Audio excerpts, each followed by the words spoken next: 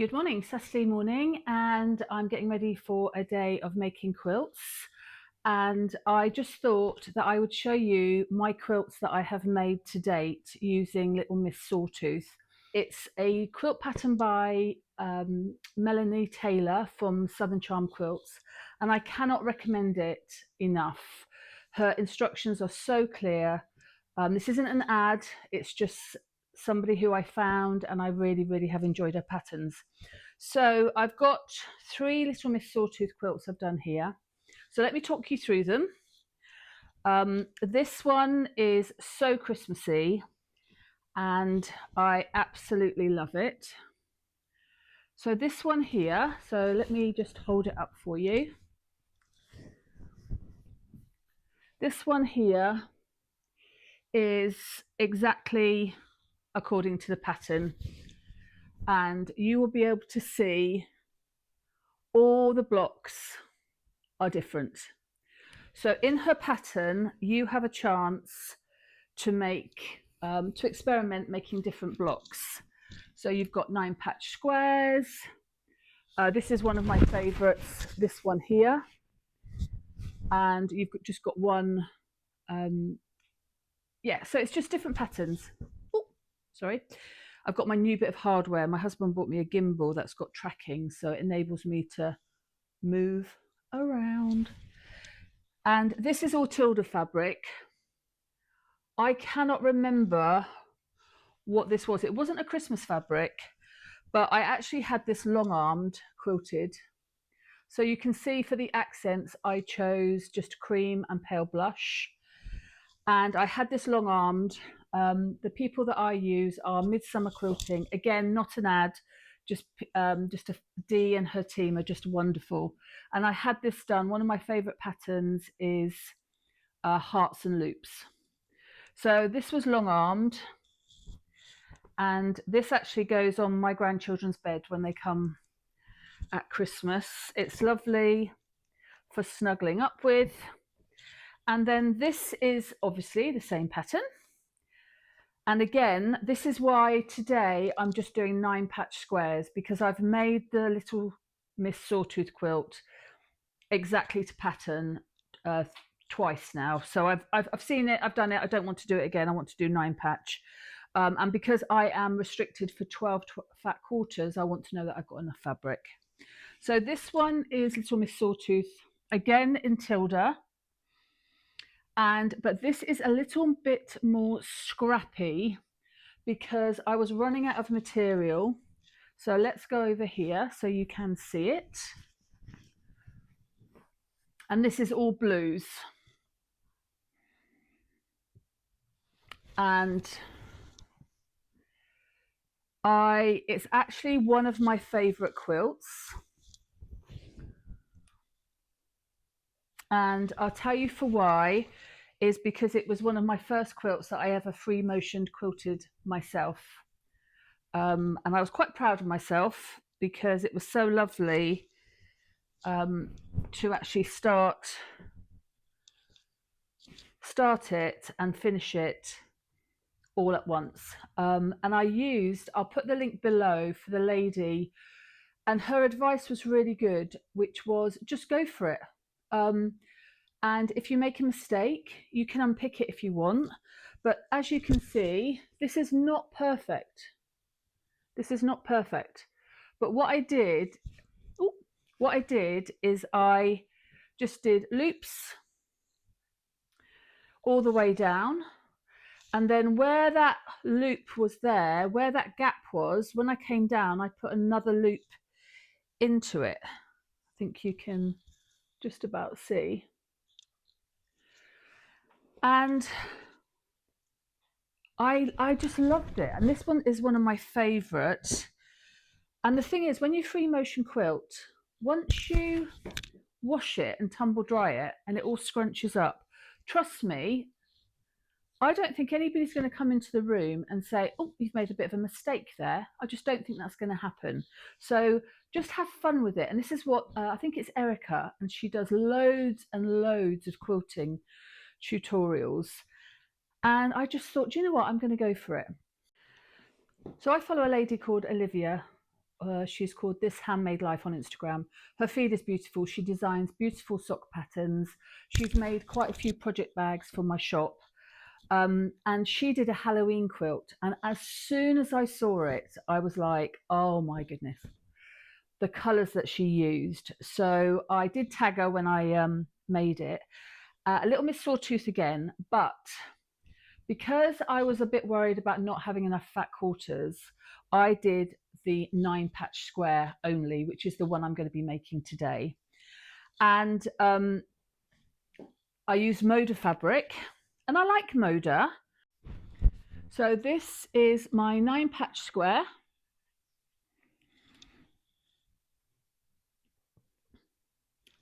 And it is one of my favourite quilts. Again, I free motion quilted it. When I first moved up to Scotland 3 years ago, it was something for me to do. You can see some blocks are very, very busy. And I used every single bit of material. I have to tell you, my favourite material on this for the accent was this one here. It's grey with black and grey stars. It's very busy, but I absolutely love it. Very orange. So for my granddaughter, I'm going to be doing a purple one. I'm going to take the orange out and do it purple.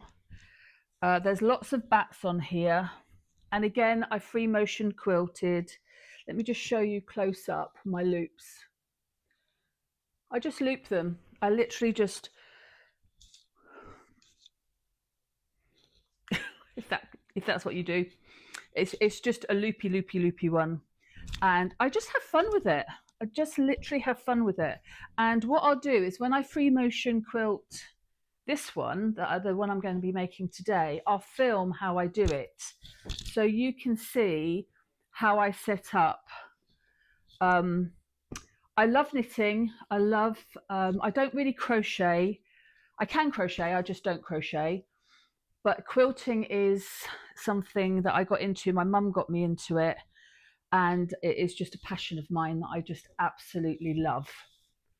Now, the other 2 quilts I wanted to show you, which is also by Southern Charm Quilts, is called a trippy quilt. And it is so ingenious how it is done. I think the actual proper pattern name is Trip Around the World, but she calls it Trippy Quilt. And this is my trippy quilt.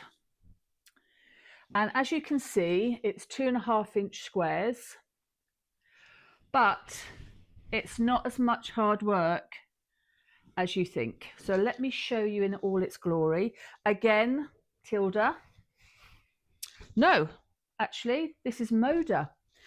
Three Sisters is one of my favourite brands. So they have designers in Moda, and Three Sisters is my favourite brand.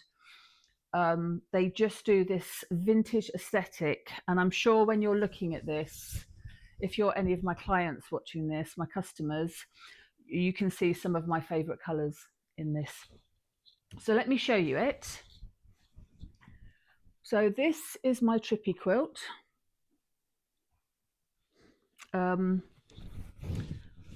I'll put down in the comments what size it is.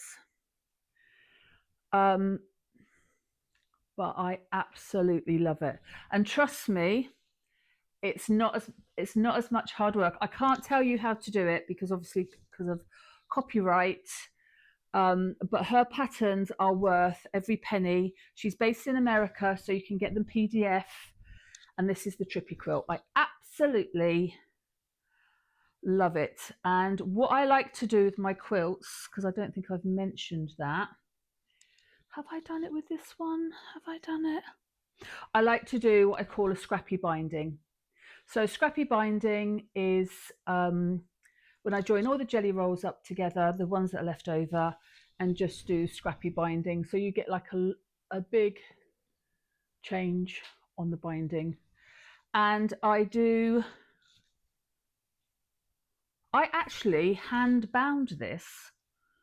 Hand bind, hand stitched it. That's really unusual for me because I usually just stitch it. But I did free motion quilt this one. Once I did a few quilts, I was away. I loved it. So this is the trippy quilt. And when I had my temporary dye studio, when I first moved up here, a lady wanted to buy this off me. And I was just like, oh, I can't part with it. I literally can't part with this. So that's one trippy. And this one's just leftover pink. It's very pink. So this is another trippy. So let me show you. Come round. And you can definitely see the pattern. I've backed it with Ruby Star. Let me show you Ruby Star. And I've used Ruby Star to bind it. And these actually all sit, I'll do a photo in here later, on my quilt ladder that I've got in my grandchildren's room. We've got 2 spare bedrooms in our house. Well, we've got 3 actually, but my husband uses one as a snug, his office.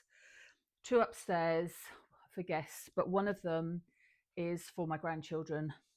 So when they come, they have all their bedding and their toys out. These are my quilts. I really wanted to show you them.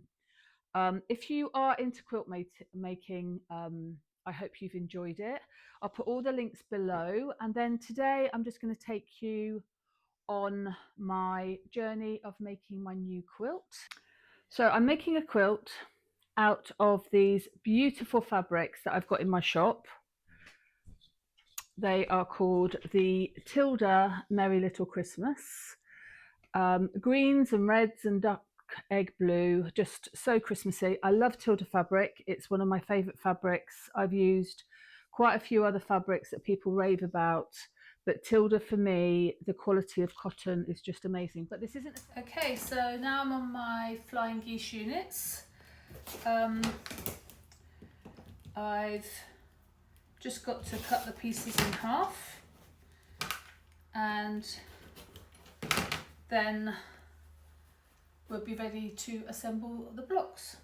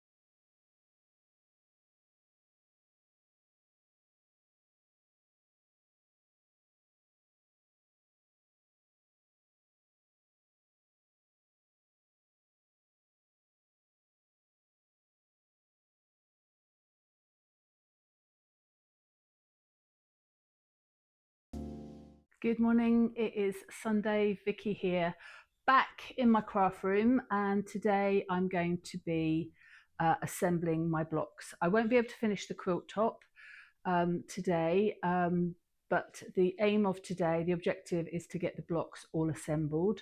So a lot of chain piecing.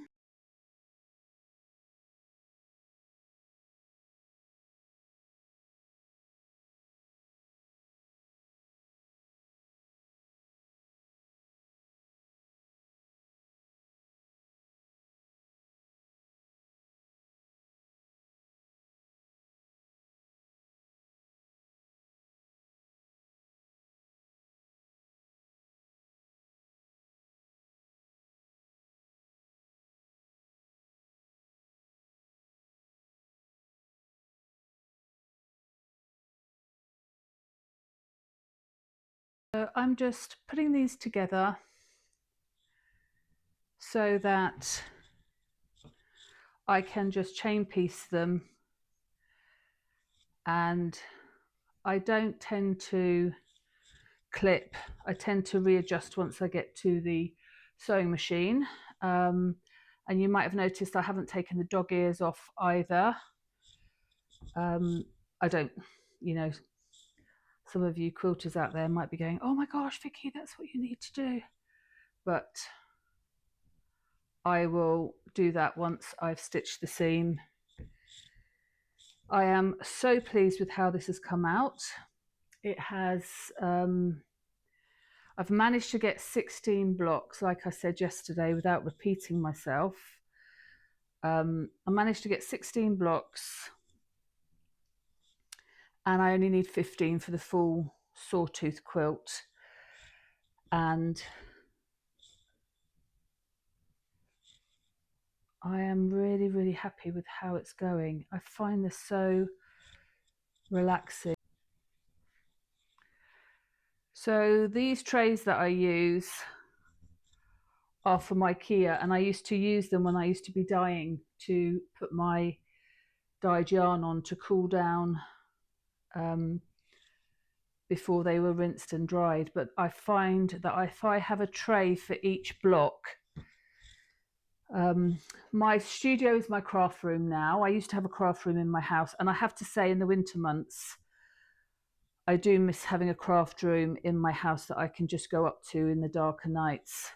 But to be honest, I've got everything in here that I need, and it's nice at weekends. I did struggle, I'm not going to lie, I did struggle when I first moved in to it, because it was like, it feels like a workspace, but I've actually got used to it now, and I love coming over. So Saturdays and Sundays, if you saw my reel from yesterday, are my days for crafting. And this last 2 weekends, I've just been really, really into my quilting.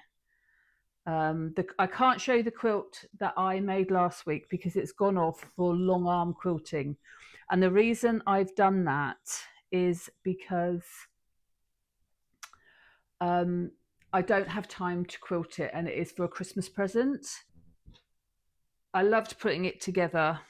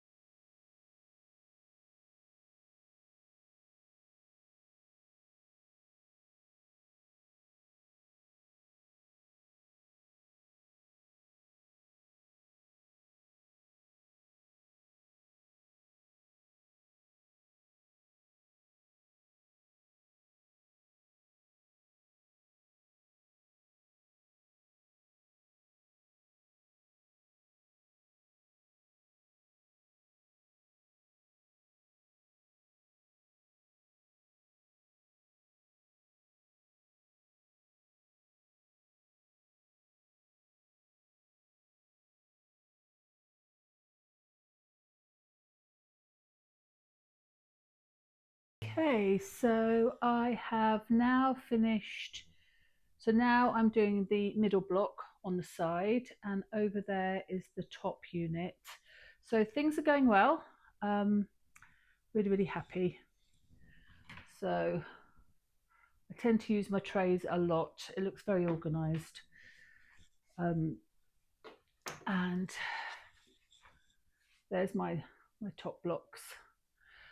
But I have messed up the order, so I need to check it against this one, but I know what I mean. So it's the afternoon.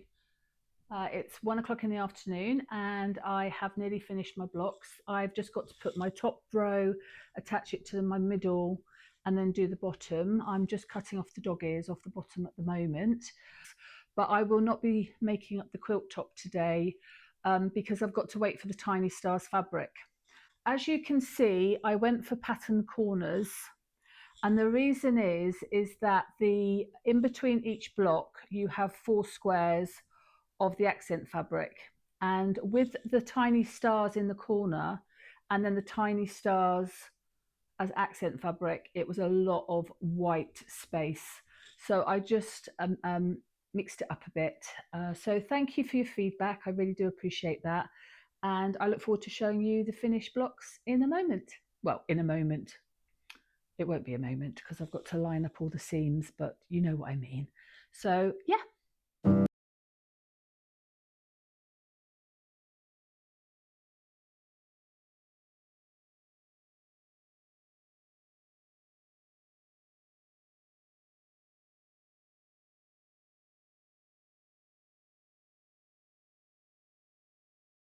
Okay, so I'm just going to carry on now with this, and just want to say thank you so much for joining me. I've enjoyed a little insight into how I quilt. It might be different to how you do it, but it's something that I really, really enjoy and take great pleasure.